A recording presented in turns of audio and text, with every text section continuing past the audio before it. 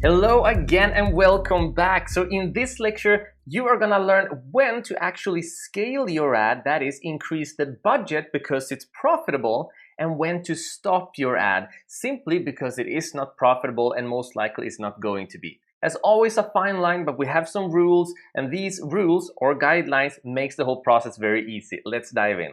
So we are going to be looking at the next step in our template. So simply move on to the next page. So what we're gonna see here is that the next step is understanding when to scale and when to stop. And we have some criteria for this, right? So the first thing we want to know is that how do I know if I've had 3 or more link clicks after I've spent $5? What about add to cart and what about return on ad spend, right? How do I look these things up easily? Well, we're gonna learn how to do just that. So if you are in your ads manager, all we need to do is move over to ad sets. Now, when we are at our ad sets here, we can see our 3 different ad sets. And going to the right a little bit, we can see that we have a lot of different information, a lot of different columns, right? So we can see our amount spent, we can see when it ends, the schedule, and here we can see the link clicks, website purchases, on Facebook purchases, website purchases, conversions. There's a lot of info, but there's only 3 things that we are going to be looking for specifically in this strategy, and that's going to be, we're going to look for clicks, we're going to look for add to carts, and we're going to look on return on ad spend, specifically after certain amounts that are being spent, right? So how do we do this? How do we simplify this view?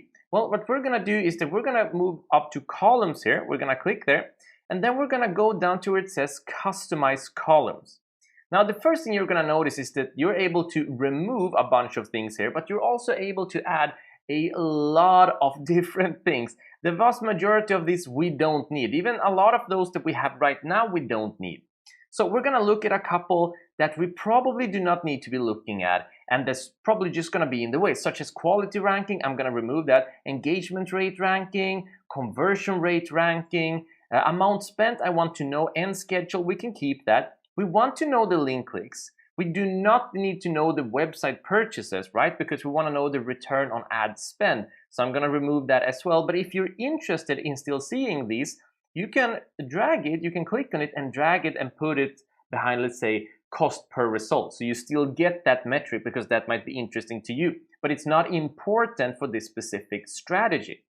Going down, we have website purchases conversion value. We're going to remove this one as well. And then we have website purchases return on ad spend. And this, of course, we want to know about. And then we have on Facebook purchases. All right.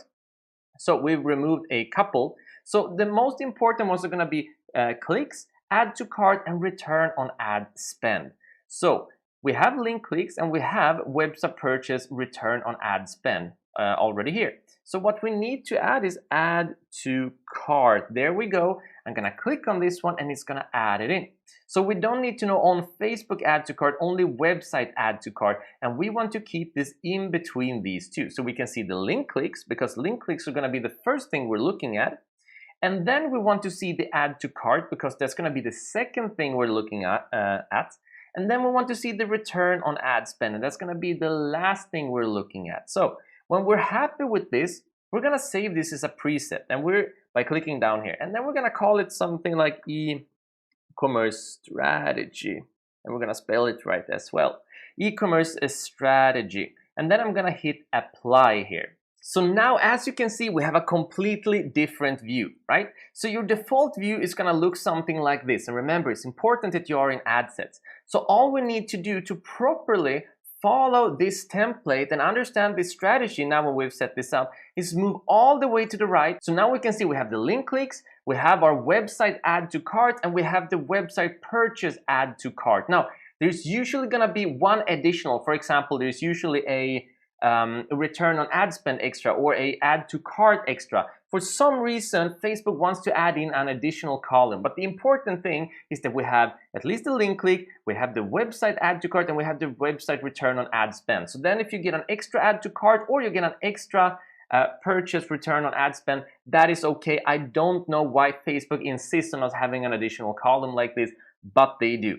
So when you've set this up, all we need to do is look at the amount spent and then look at how many link clicks am I getting, Have I gotten more than 3 after these $5? If so, okay, we wait till 10. Okay, after $10 spent, do I have at least 3 added to cart? Yes, I do. Okay, so I wait till $15. After $15, do I have at least return on ad spend that is at 3? Meaning, am I earning at least $3 per $1 spent on ads? Well, yes, I am. All right, then it's time to scale. So when it is time to scale, well, that's going to be an art form in itself. So in the next lecture, I'm going to show you exactly how to scale your ads when you start finding profitable ad sets and you've gone through the third step, which is having a return on ad spend higher than 3. See you in the next lecture.